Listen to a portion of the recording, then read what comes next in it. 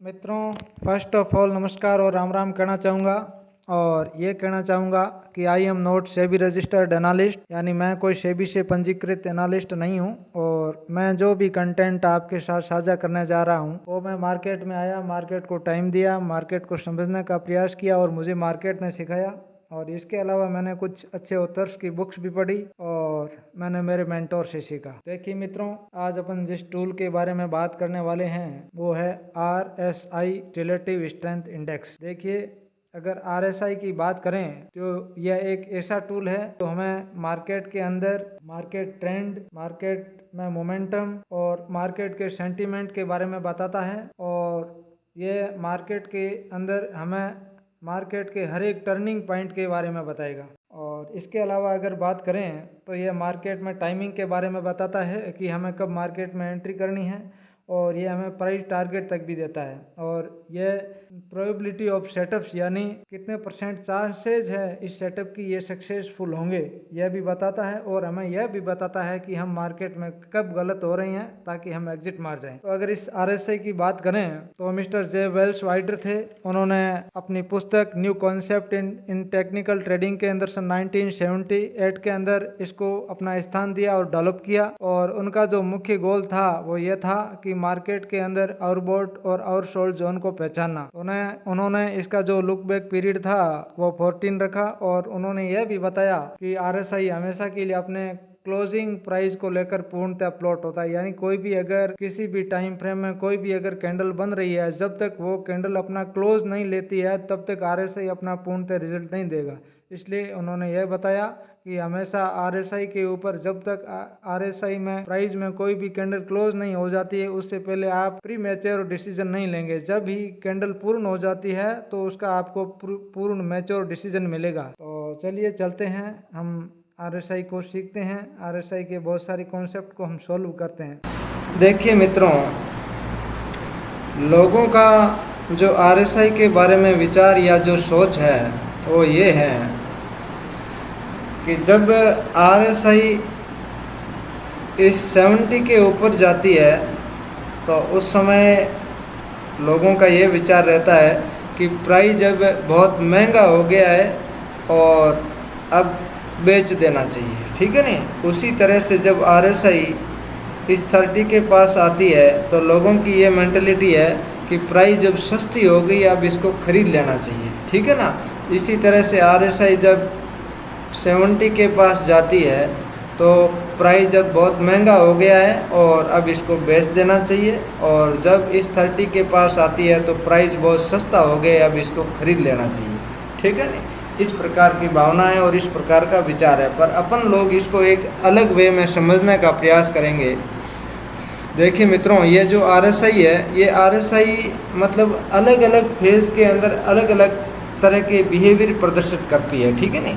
अब अलग अलग फेज़ क्या है वो हम इस प्राइस चार्ट के ऊपर जाकर के समझने का प्रयास करते हैं, ठीक है ना। अब जैसे मान लीजिए ये प्राइस चार्ट है, थोड़ा सा मैं प्राइस चार्ट को बड़ा कर देता हूँ, ठीक है ना। ये प्राइस चार्ट को मैंने बड़ा कर दिया है और मैं इस ड्राइंग को थोड़ा सा पहले वाली को हटा देता हूँ, ये हटा दिया है। अब देखिए मित्रों, ये जो चार्ट आप देख पा रहे हैं, ठीक है ना, ये रिलायंस का चार्ट है। और इस रिलायंस के चार्ट को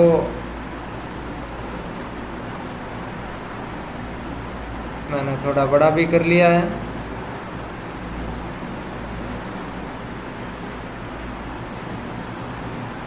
अब देखिए ये जो मार्केट है ना, अब मार्केट कुछ अपने पैटर्न बना करके चलता है, ठीक है ना। अब मान लीजिए ये प्राइस यहाँ से चली और यहाँ से चलकर यहाँ पर पहुँची। अब यहाँ से चली, उस समय एक्सपेंड हुई, ठीक है ना। और एक्सपेंड के बाद में यहाँ से कॉन्ट्रैक्शन के अंदर चली गई, ठीक है नहीं। कॉन्ट्रैक्शन से फिर एक्सपेंड हुई और फिर यहाँ पर कॉन्ट्रैक्ट हो गई, ठीक है नहीं। कॉन्ट्रैक्शन से यहाँ एक्सपेंड और एक्सपेंड से बाद में यहाँ फिर कॉन्ट्रैक्शन, ठीक है नहीं, फिर से एक्सपेंड होती है, ठीक है नहीं। और यहाँ पर फिर थोड़ा थोड़ा कॉन्ट्रैक्शन होता है और इस कॉन्ट्रैक्शन के बाद में प्राइस यहाँ से थोड़े से डाउन ट्रेंड की शुरुआत करती है, फिर कॉन्ट्रैक्ट होती है और फिर नीचे की तरफ एक्सपेंड होती है, ठीक है नहीं। इस प्रकार से फिर ऊपर की तरफ एक्सपेंड होती है, यहाँ फिर कॉन्ट्रैक्शन होता है, फिर से एक्सपेंड होती है, ठीक है ना। यहाँ से फिर नीचे की तरफ आती है कॉन्ट्रैक्शन एक्सपेंड, फिर से एक्सपेंड, फिर थोड़ा सा कॉन्ट्रैक्शन के बाद में फिर नीचे एक्सपेंड होती है, यहाँ से फिर ऊपर, ठीक है ना। यहाँ पर फिर से कॉन्ट्रैक्शन होता है, कॉन्ट्रैक्शन के बाद फिर नीचे आती है, फिर एक्सपेंड, फिर कॉन्ट्रैक्शन, ठीक है ना, फिर एक्सपेंड, फिर कॉन्ट्रैक्शन, फिर एक्सपेंड, फिर कॉन्ट्रैक्शन, और फिर यहाँ पर कॉन्ट्रैक्शन के बाद में यहाँ से डाउन ट्रेंड शुरू होता है, डाउन ट्रेंड के बाद फिर से कॉन्ट्रैक्शन, फिर एक्सपेंड, फिर कॉन्ट्रैक्शन, एक्सपेंड। इस प्रकार से मार्केट कॉन्ट्रैक्शन और एक्सपेंड के हिसाब से यहाँ चलता रहता है, ठीक है ना। तो जब ये इस प्रकार से चलता है तो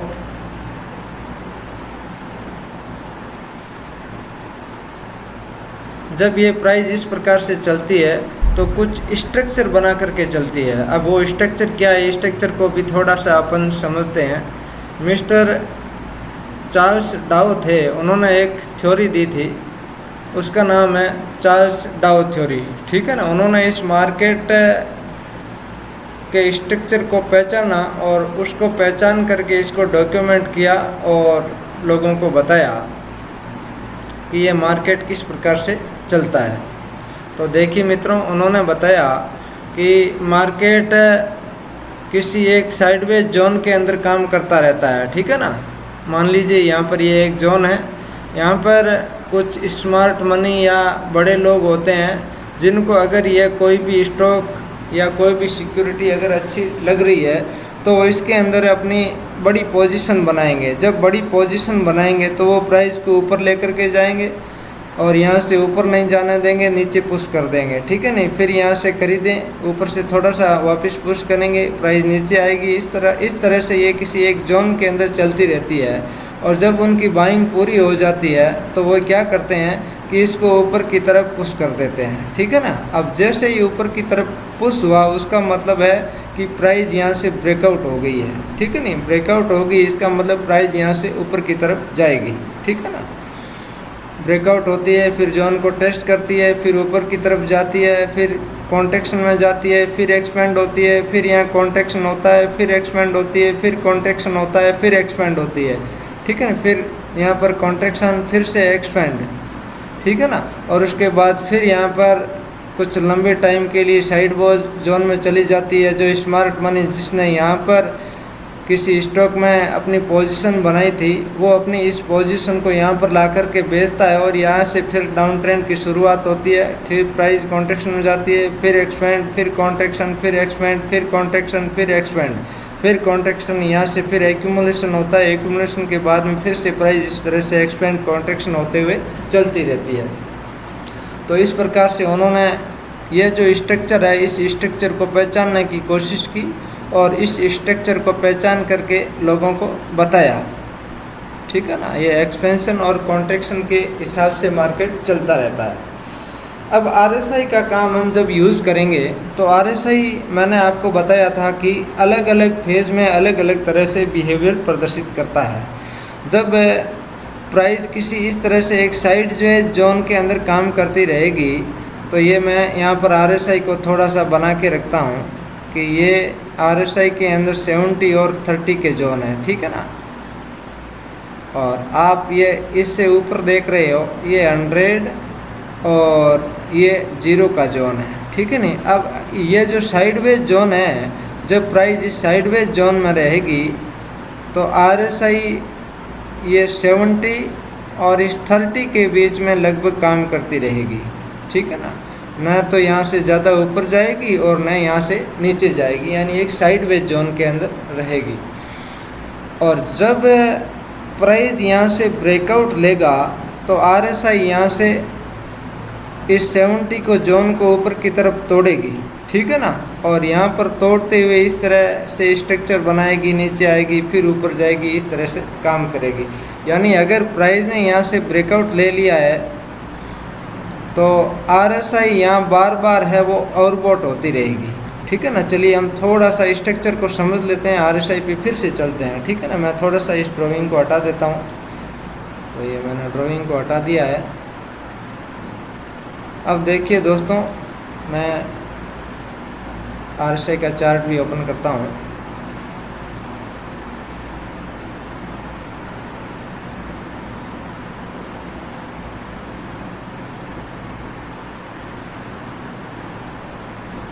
अब ये RSI का चार्ट है, ठीक है ना, और ये प्राइस चार्ट भी है। अब देखिए ये जो लोगों की भावना है कि जब RSI 70 के जोन में आती है तो इसको माल को बेच देना चाहिए, ठीक है ना। लोगों की ये थिंकिंग है कि जब RSI 70 के जोन में आती है तो इसको बेच करके काम करना चाहिए। परंतु होता क्या है, वास्तविकता ये होती है कि जब एक अच्छा अप ट्रेंड होता है, मैंने आपको बताया कि RSI अलग अलग फेज़ में अलग अलग तरह से बिहेवियर करता है। तो RSI ने जब यहाँ से एक अप ट्रेंड की शुरुआत की तो RSI ने जो अपना बिहेवियर था वो अलग चेंज कर लिया। क्या किया, जब RSI यहाँ 70 के जोन में गई तो यहाँ 70 के जोन में जाने के बाद में RSI थोड़ा सा यहाँ नीचे रिलैक्स होती है और फिर से ऊपर की तरफ है वो फिर ओवरबॉट हो जाती है। अब अगर अपन लोग फर्स्ट में अगर यहाँ पर RSI ओवरबॉट हुई और उस समय अगर शॉर्ट करके बैठ जाते तो RSI कितनी बार यहाँ पर ओवरबॉट हुई और प्राइस कितने टाइम तक यहाँ से ऊपर चलती रही। आप विचार कीजिए कि यहाँ पर ओवरबॉट हुई, थोड़ी सी RSI रिलैक्स होती है, फिर से ओवरबॉट हो जाती है, फिर रिलैक्स होती है, फिर ओवरबॉट हो जाती है, फिर थोड़ी सी रिलैक्स होती है, फिर ओवरबॉट हो जाती है, फिर रिलैक्स होती है, फिर ओवरबॉट हो जाती है। यानी RSI है वो बार बार ओवरबॉट होती रहती है। अगर एक अच्छा अप ट्रेंड है और उस अच्छे अप ट्रेंड के अंदर अगर प्राइस ब्रेकआउट लेकर के ऊपर की तरफ जाना शुरू करती है और RSI अगर ओवरबॉट हो गई है तो उसके बाद में आपको कभी भी यह नहीं सोचना चाहिए कि अब प्राइस महंगा हो गया है, ठीक है नहीं, क्योंकि RSI ने एक मोमेंटम क्रिएट किया है और ये मोमेंटम के साथ में प्राइस ऊपर की तरफ ब्रेकआउट होकर के अब ट्रेंडिंग हो गई है। इसका मतलब RSI ओवरबॉट बार बार होती रहेगी, ठीक है नहीं। और जब तक RSI ओवरबॉट हो रही है तब तक आप कभी भी ये नहीं सोचेंगे कि ये प्राइस अब महंगा हो गया है, ठीक है ना। अब आपके विचार में प्राइस यहाँ महंगा था, यहाँ महंगा था, यहाँ महंगा था, यहाँ महंगा था, यहाँ भी महंगा था, यहाँ भी महंगा था, पर प्राइस यहाँ से महंगे होते हुए थे भी कितनी ऊपर चली है। और अभी यहाँ आगे अगर अपन चार्ट देखते हैं तो यहाँ थोड़ा साइडवेज जोन में बिताती है और फिर से यहाँ से एक ऊपर की तरफ मूव देती है। तो अगर आप वहाँ शॉर्ट करके बैठ जाते तो आप सोचिए कि इस प्राइस ने कितना ऊपर की तरफ मूवमेंट दिया और आपको कितना नुकसान होता। इसी तरह से जब RSI है, जब प्राइस किसी एक डाउन ट्रेंड की शुरुआत करती है तो RSI बार बार नीचे और सोल्ड जोन में जाती रहेगी। अब यहाँ RSI फर्स्ट में यहाँ RSI ने क्या किया कि और सोल्ड जोन में गई, ठीक है ना। यहाँ आप देख पा रहे हैं सबसे पहले RSI और सोल्ड हुई। अगर जिस प्रकार से आपकी मेंटलिटी है कि RSI जब 30 के जोन में जाती है तो प्राइस सस्ता हो गया, अब आपको ख़रीद लेना चाहिए, तो सबसे पहले है वो RSI यहीं पे और सोल्ड जोन में गया। आप ज़रा सोचिए, मैं यहाँ एक हॉरिजॉन्टल लाइन है वो ड्रॉ करता हूँ। ये वर्टिकल लाइन मैंने यहाँ लगाई है कि यहाँ पर प्राइस आपके विचार से सबसे पहले क्या हुई थी, सस्ती हो गई थी, ठीक है नहीं। और अगर सस्ती के विचार से यहाँ ख़रीद लेते आप तो उसके बाद में देखिए प्राइस यहाँ RSI बार बार आउटसोल्ड हो रही है और प्राइस यहाँ से नीचे आ रही है। आप देखते जाइए, हर एक बार यहाँ आउटसोल्ड हुई, ठीक है नहीं, यहाँ फिर से आउटसोल्ड हुई, फिर से आउटसोल्ड हुई। अब यहाँ देखिए आप प्राइस RSI है वो कितने आउटसोल्ड जोन में जा रही है, कितने आउटसोल्ड जोन में जा रही है, ठीक है ना। अब RSI बार बार आउटसोल्ड जोन में जा रही है और प्राइस है वो नीचे की तरफ मूव कर रही है। अब यहाँ से लेकर यहाँ तक है वो प्राइस ने RSI ओवरसोल्ड होती रही और प्राइस यहाँ नीचे की तरफ मूवमेंट देती रही। अब यहाँ पर एक ऐसा टाइम आया है कि यहाँ पर RSI ने ओवरसोल्ड होना बंद कर दिया है, ठीक है ना। अब ओवरसोल्ड होना बंद कर दिया है, इसका मतलब RSI यहाँ पर कुछ अलग इंडिकेशन तो दे रही है, ठीक है नहीं। पर RSI अगर यहाँ से फिर से नीचे ओवरसोल्ड होना शुरू होगी तो फिर आप इसको ओवरसोल्ड जोन में ही मानेंगे, ठीक है नहीं। और अगर यहाँ पर ओवरसोल्ड नहीं होती है और फिर से अगर RSI यहाँ से ऊपर की तरफ चली जाती है, ओवरसोल्ड होना बंद कर दिया, इसने ये जो अपने 40 का जोन है इसको होल्ड करना शुरू कर दिया, इसका मतलब कुछ तो गड़बड़ जाला है, ठीक है ना। थोड़ा आप ध्यान में रखना। तो आप हमेशा ये ध्यान में रखना कि जब RSI एक अच्छे अप ट्रेंड के अंदर जब एक बार ओवरबॉट होती है तो उसको बार बार ओवरबॉट होने के चांसेस रहते हैं और कभी भी आप वहाँ पर माल को बेच करके काम नहीं करेंगे। इसी तरह से जब RSI नीचे ओवरसोल्ड जोन में चली जाती है एक बार एक अच्छे ट्रेंड में डाउन ट्रेंड में, तो आप कभी भी उस प्राइस में यह नहीं समझेंगे कि ये प्राइस सस्ती हो गई है, क्योंकि अभी भी प्राइस ये महंगी है और यहाँ प्राइस नीचे की तरफ जाती रहेगी। देखिए यहाँ से कितनी नीचे चली है, ठीक है नहीं। अगर यहाँ आप फर्स्ट में इसको ख़रीद के बैठ जाते और शॉर्ट जोन में आते ही, तो आपके साथ कितना धोखा होता, आप ज़रा सोचिए। तो जो अनट्रेंड ट्रेडर होते हैं जिनको ये ज्ञान नहीं होता है, तो वो फर्स्ट में यहाँ से जो ओवरबॉट और ओवरसोल्ड के कॉन्सेप्ट से यहाँ ख़रीद करके बैठ जाता, तो उसको बहुत बड़ा नुकसान उठाना पड़ता, आप देखिए, ठीक है नहीं। तो इस प्रकार से आप है वो RSI के अंदर ओवरबॉट और ओवरसोल्ड जोन को पहचानने की प्रयास करेंगे। अब देखिए अपन बात करते हैं, तो RSI मुख्य रूप से ओवरबॉट और ओवरसोल्ड जोन के लिए पहचाना जाता है, और इसके अलावा RSI है वो डाइवर्जन के लिए जाना जाता है, ठीक है ना। तो थोड़ा सा अपन डाइवर्जन को भी समझते हैं, थोड़ी सी ड्राइंग को मैं हटा देता हूँ। अब डाइवर्जन क्या होते हैं, ठीक है नहीं। तो ये मैंने हटा दिया है और थोड़ा सा मैं स्पेस बना लेता हूँ समझने के लिए। देखिए मैंने यहाँ खाली जगह ले ली है।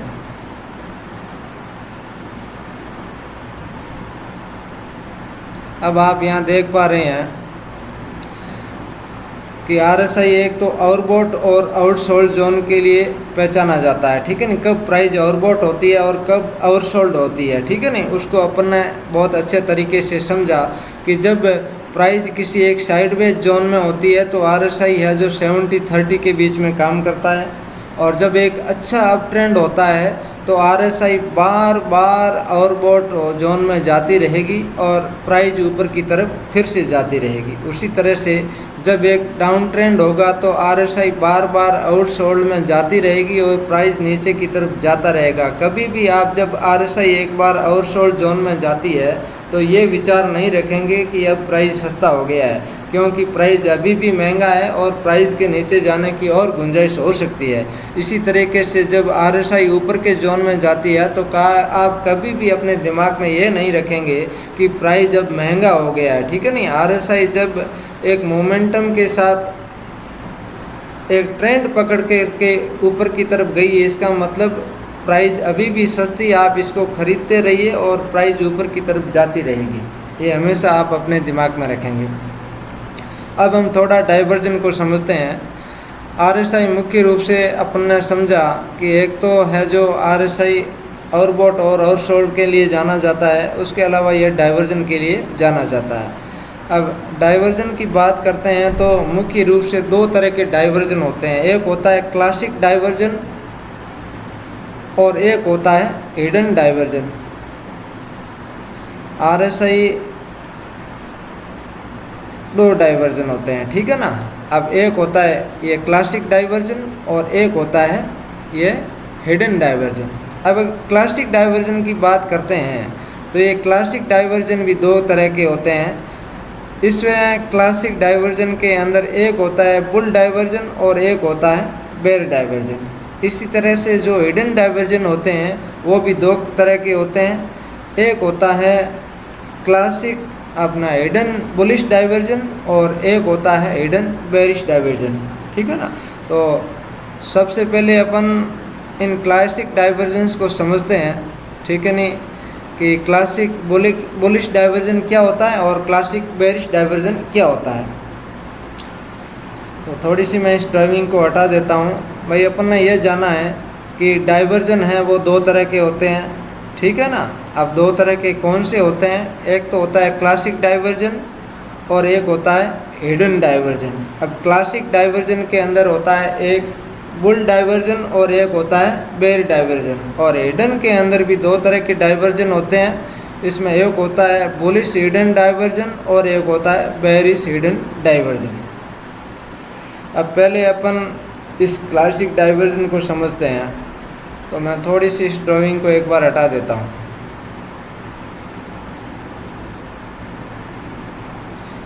अब क्लासिक डाइवर्जन की बात करते हैं तो देखिए,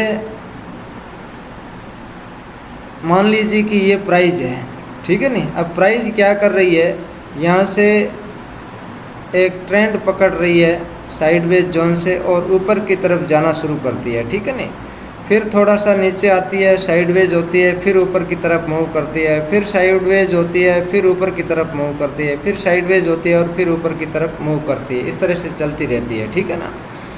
अब जब प्राइस इस तरह से ऊपर की तरफ मूव कर रही है, ठीक है ना, या नीचे आई फिर से ऊपर गई, नीचे आई फिर से ऊपर गई, ठीक है ना, उस समय RSI क्या करेगा, जब प्राइस यहाँ से हाई राइज बनाते हुए ऊपर की तरफ जा रही है तो उस समय RSI भी क्या करेगी, हाई बनाएगी, फिर थोड़ा सा नीचे आएगी, फिर यहाँ से हाई बनाएगी, ठीक है ना, फिर नीचे आएगी।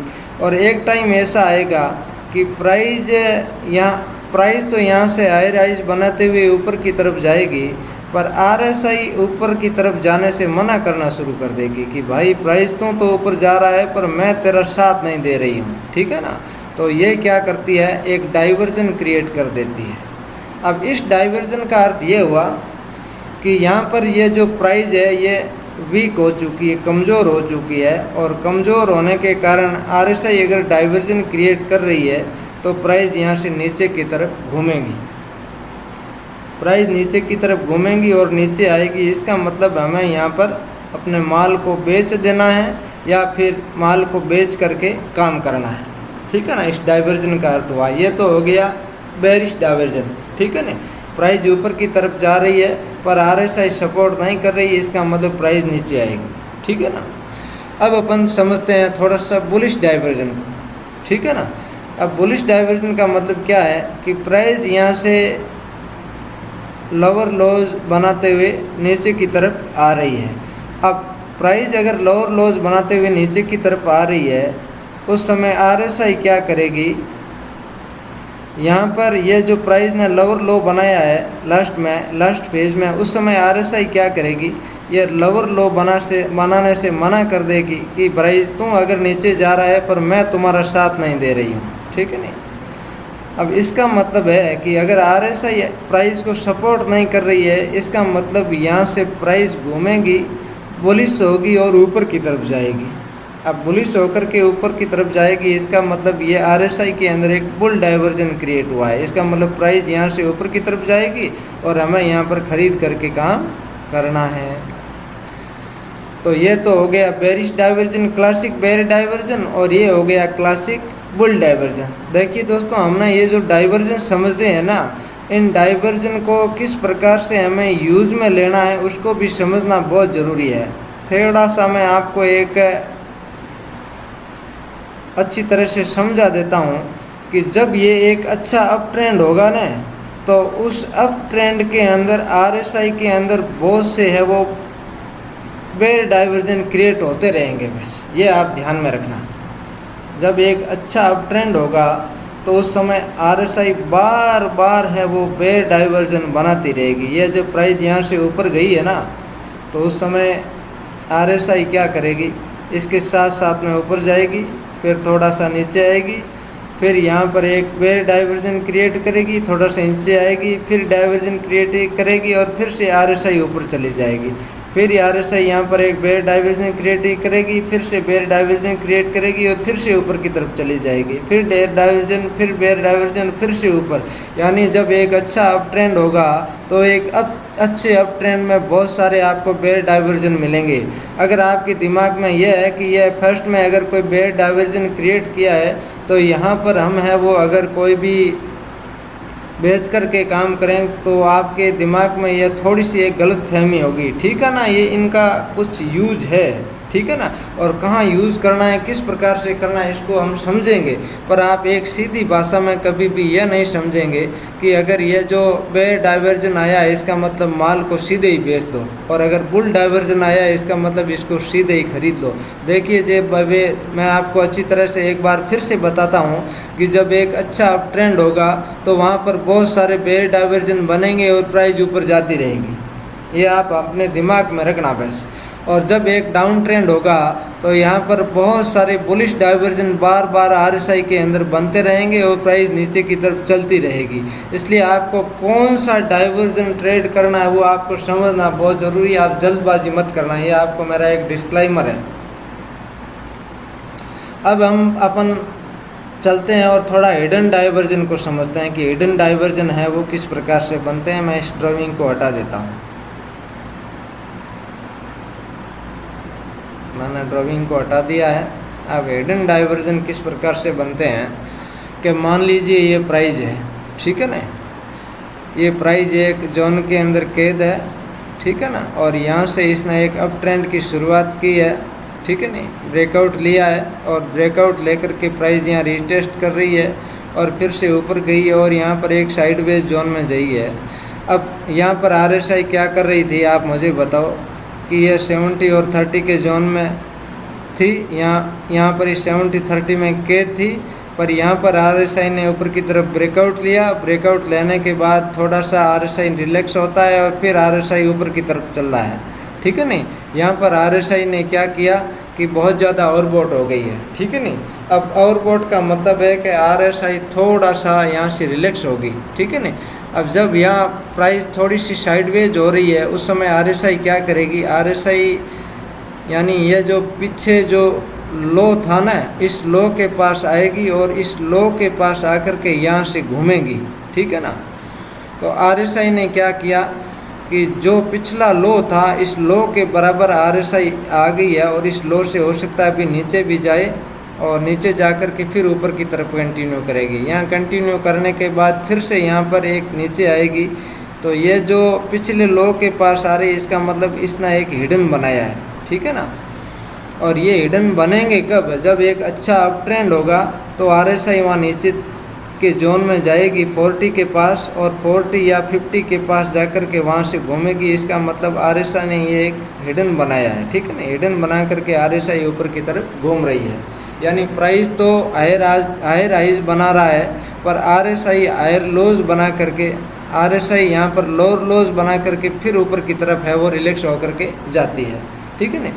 फिर ऊपर जाती है, फिर एक लोअर लोज बना देती है और फिर ऊपर की तरफ कंटिन्यू करती है, फिर लोअर लोज बना करके फिर ऊपर की तरफ कंटिन्यू करती है। तो इस प्रकार से ये आरएसआई का बिहेवियर चलता रहता है एक अच्छे अप ट्रेंड के अंदर, ठीक है। प्राइस ऊपर जाएगी, फिर थोड़ी सी रिलैक्स होगी, उस समय आरएसआई हिडन बनाएगी, प्राइस कंटिन्यू करेगी, आरएसआई प्राइस थोड़ा सा नीचे आएगी, आरएसआई हिडन बनाएगी, फिर प्राइस है वो ऊपर की तरफ कंटिन्यू करेगी। यानी जी ये जो हिडन डाइवर्जन है इसको एक प्राइस में कंटिन्यूएशन के लिए यूज़ किया जाता है। और ये जो क्लासिक डाइवर्जन होते हैं इसको ट्रेंड रिवर्सल के लिए यूज़ किया जाता है, यानी यहाँ से ट्रेंड घूम सकता है और कुछ मूव दे सकता है, उसके लिए यूज़ किया जाता है। तो ये जो दो तरह के डाइवर्जन थे उनको अपन ने समझने की कोशिश की। अब जब एक अच्छा अप ट्रेंड होगा तो आरएसआई क्या करेगी, आरएसआई यहाँ पर बुलिश हिडन डाइवर्जन बनाएगी और ऊपर की तरफ कंटिन्यू करेगी। आरएसआई फिर से एक बुलिश हिडन डाइवर्जन बनाएगी, फिर से कंटिन्यू करेगी, फिर बुलिश हिडन डाइवर्जन बनाएगी, फिर से कंटिन्यू करेगी, फिर से बुलिश हिडन डाइवर्जन बनाएगी और फिर से कंटिन्यू करेगी। अब बुलिश हिडन डाइवर्जन यहाँ किस प्रकार से बनेंगे कि जब आरएसआई ऊपर की तरफ कंटिन्यू कर रही है और ये 80 के जोन के पास जाएगी और 80 के जोन के पास जाकर के फिर ये 40 या 50 के जोन से वापस घूम जाएगी, फिर 80 के जोन के पास जाएगी और फिर ये 40 और 50 से वापस घूमेगी, ठीक है नहीं है। अगर अच्छा बुल ट्रेंड होगा तो आरएसआई है वो 40 और 80 के जोन में है वो चलती रहेगी। अगर ये 40 को तोड़ करके नीचे 30 से नीचे चली जाती है इसका मतलब ट्रेंड में कुछ कमज़ोरी आ रही है, ये आप समझेंगे। तो अपने ये समझा है कि ये बुलिश हिडन डाइवर्जन। और अब अपन समझते हैं बेरिश हिडन डाइवर्जन। अब बेरिश हिडन डाइवर्जन में क्या होगा कि प्राइस यहाँ से नीचे की तरफ अपनी रैली शुरू कर रही है और इस प्रकार से मूव कर रही है। तो इस समय आरएसआई यहाँ पर क्या करेगा कि आरएसआई ऊपर के जोन से घूम करके इस 30 से नीचे आ जाएगा और यहाँ 20 के जोन के पास पहुँच जाएगा। ये 20 का जोन है मान लीजिए, ठीक है ना। इस 20 के जोन में आएगा और RSI ओवरसोल्ड होगा और ओवरसोल्ड होने के बाद में यहाँ से ऊपर की तरफ वापस जाएगा और यह जो जोन 60 का इस 60 के जोन के पास आकर के रुकेगा, यानी RSI थोड़ा रिलैक्स होगा और फिर यहाँ से कंटिन्यू करेगा नीचे की तरफ और प्राइस भी यहाँ से नीचे की तरफ कंटिन्यू कर रही है। फिर RSI क्या करेगी, यहाँ से पिछले यह जो लो था इसके पास आएगी और यहाँ जो 60 के जोन है यहाँ से वापस घूमेगी और एक हिडन बनेगा और फिर यहाँ से नीचे की तरफ कंटिन्यू करेगी और प्राइस भी यहाँ से नीचे की तरफ कंटिन्यू करेगा। RSI फिर से क्या करेगी, ओवरसोल्ड होने के बाद घूमेगी और घूम करके यहाँ इस 60 के जोन के पास आएगी। यहाँ इस प्रकार से ये एक हिडन बनेगा और RSI फिर से नीचे की तरफ घूम जाएगी और यहाँ से प्राइस फिर कंटिन्यू करेगा। फिर RSI ओवरसोल्ड हुई, ओवरसोल्ड होने के बाद रिलैक्स होने के लिए यह 60 के जोन के पास आएगी और फिर यहाँ से नीचे की तरफ कंटिन्यू करेगी और प्राइस यहाँ से कंटिन्यू करेगा। इसी तरीके से ये जो हिडन बेयर डाइवर्जन बनते हैं, यहाँ इनको हम प्राइस के कंटिन्यूशन के लिए यूज़ करते हैं और प्राइस लोअर लोज बनाते हुए नीचे की तरफ आती रहेगी और RSI है वो 60 और 20 के जोन के अंदर काम करेगी। अगर RSI इस 60 के जोन को तोड़ करके यहाँ से घूम करके अगर इस जोन में आ गई है, इसका मतलब ट्रेंड में कमजोरी आ गई है, समझेंगे आप, ठीक है ना। अब एक थोड़ा सा और अपन एक चीज़ को समझ लेते हैं कि मान लीजिए कि ये प्राइस यहाँ से नीचे की तरफ आ रही है और RSI भी यहाँ से नीचे की तरफ इस तरह से चलती है और चलते चलते RSI में एक टाइम ऐसा आएगा कि यह जो RSI है यहाँ से कहाँ से जा रही है, 60 से जा रही है और 20 के पास जा रही है, परंतु एक टाइम ऐसा आएगा कि यह 60 से नीचे जा कर के यहाँ पर 40 के पास यहाँ पर रुकनी शुरू हो जाएगी, ठीक है ना। अब जब यह यहाँ 40 के पास रुकनी शुरू हो जाएगी और इसको तोड़ करके नीचे नहीं जाएगी, इसका मतलब यह ट्रेंड है, इस ट्रेंड के अंदर कमज़ोरी आ गई है और यहाँ से हो सकता है ट्रेंड घूम सकता है। देखिए दोस्तों, ये जो चीज़ है ना भाई, प्राइस यहाँ से नीचे चल रही, RSI यहाँ 20 के जोन के पास आ रही थी, इस तरह से इसका बिहेवियर चल रहा था, तो चलते चलते एक टाइम ऐसा आएगा कि RSI ये जो 40 का जोन है, 40 या 50 के जोन को तोड़ने से मना करना शुरू कर देगी। उस समय आप अपने दिमाग में कुछ अपनी सोच को बदलना शुरू कर देंगे कि यहाँ प्राइस में कुछ अलग हो सकता है, ठीक है ना। अब वो फाइनल कंफर्मेशन आप यहाँ प्राइस से ही लेंगे, ऐसे नहीं लेंगे, ठीक है ना। पर RSI आपको ये इंडिकेशन देगी कि यहाँ कुछ अलग होने वाला है। अब आपका काम है मित्रों, आपका काम ये है कि आप RSI के अंदर जाएंगे और प्राइस और RSI के चार्ट को ओपन करके देखें कि जब एक अच्छा बुल ट्रेंड होगा तो RSI किस प्रकार से काम करेगा और जब एक अच्छा डाउन ट्रेंड होगा तो RSI किस प्रकार से काम करेगा और जब एक साइडवेज जोन होगा तो उस समय RSI किस प्रकार से बिहेव करेगा। तो उसके लिए आपका काम है कि आप कम से कम 500 चार्ट देखेंगे, ठीक है ना। जब आप RSI के ऊपर 500 चार्ट देखेंगे प्राइस और RSI के, तो आपको पता चलेगा कि ये RSI है वो किस प्रकार से काम करेगा। और जब ये 500 चार्ट देखेंगे तो आपके दिमाग में ये संतुष्टि होगी कि ये प्राइस और RSI इस प्रकार से काम करते हैं, तो आप जब ट्रेड करेंगे तो आपको दिक्कत नहीं आएगी, ठीक है ना। इसी तरीके से आप ये RSI के अंदर जब बुल डाइवर्जन बन रहे हैं, ठीक है ना, और जो क्लासिक बुल और क्लासिक बेयर डाइवर्जन बन रहे थे, तो उन क्लासिक बुल और क्लासिक बेयर डाइवर्जन को पहचानने की कोशिश करेंगे। देखिए, मैंने आपको यह नहीं बताया है कि आपको कौन सा क्लासिक बुल डाइवर्जन ट्रेड करना है और कौन सा क्लासिक बेयर डाइवर्जन ट्रेड करना है, ठीक है ना। मैंने नहीं बताया क्योंकि जब तक मैं आपको ये बता दूंगा ना, तब आप प्राइस चार्ट के ऊपर जा कर के आप अपना अध्ययन नहीं करेंगे, ठीक है ना। तो अब आपका काम है कि आप 500 चार्ट देखेंगे और 500 चार्ट पर देख करके पता लगाएंगे कि कौन सा क्लासिक बुल डाइवर्जन बना था और उसने वहाँ पे काम किया था और कौन सा बेयर डाइवर्जन बना था उसने अपना काम किया था।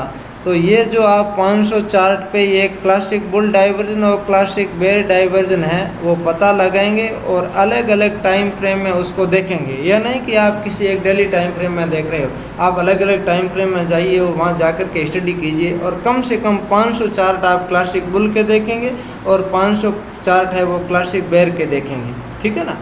और इसी तरीके से आप ये हिडन बुल के 500 चार्ट देखेंगे और हिडन बेयर के भी 500 चार्ट देखेंगे और 500 चार्ट देख करके अपनी एक लिस्ट बना करके रखेंगे, ठीक है ना।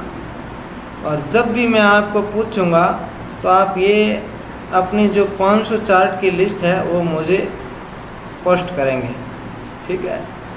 और अगला जो हमारा कॉन्सेप्ट है वो है RSI रेंज शिफ्ट, ठीक है नहीं। RSI रेंज शिफ्ट क्या होता है और RSI रेंज शिफ्ट किस प्रकार से काम करता है उसके बारे में हम अध्ययन करेंगे और RSI को हमें किस प्रकार से ट्रेंड को पहचानने के लिए यूज़ करना है, RSI के ऊपर हमें किस प्रकार से ट्रेंड लाइन प्लॉट करनी है और किस प्रकार से हमें ब्रेकआउट्स को पहचानना है, ये सारा एनालिसिस हम धीरे धीरे करेंगे।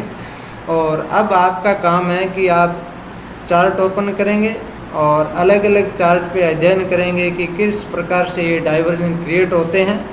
और इसके अलावा ये मैंने जो आपको कंटेंट दिया है और इस कंटेंट के बारे में आप मुझे ज़रूर बताएंगे कि ये आपको कंटेंट है वो कैसा लगा, ठीक है ना।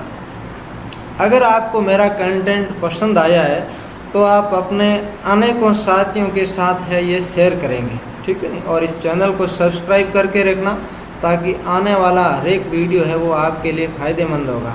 और मैं आपको 100% श्योर बात बता रहा हूँ कि मैं जिस प्रकार से आपको ये पढ़ाने की कोशिश कर रहा हूँ, बताने की कोशिश कर रहा हूँ, इस प्रकार से आपको कोई भी फ्री ऑफ कॉस्ट में बताने वाला नहीं मिलेगा। यानी जो मैं RSI को ये जो टूल है वो मैंने आपको समझाने की कोशिश की है इस प्रकार से। अगर RSI को आपको YouTube पर कोई बताने वाला मिले तो आप मुझे ज़रूर बताना, ठीक है ना।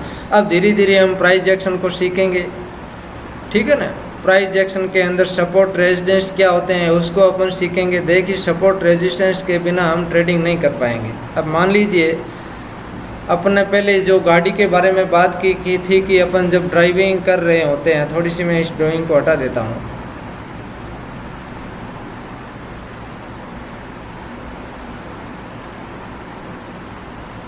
मान लीजिए कि अपन लोग हैं जो किसी गाड़ी में बैठ करके सफ़र कर रहे हैं, ठीक है ना।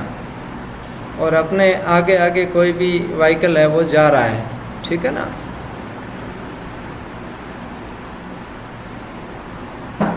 कोई भी मान लीजिए अपने आगे आगे कोई भी बस है वो जा रही है, ठीक है ना। और अपन पीछे पीछे चल रहे हैं, ठीक है।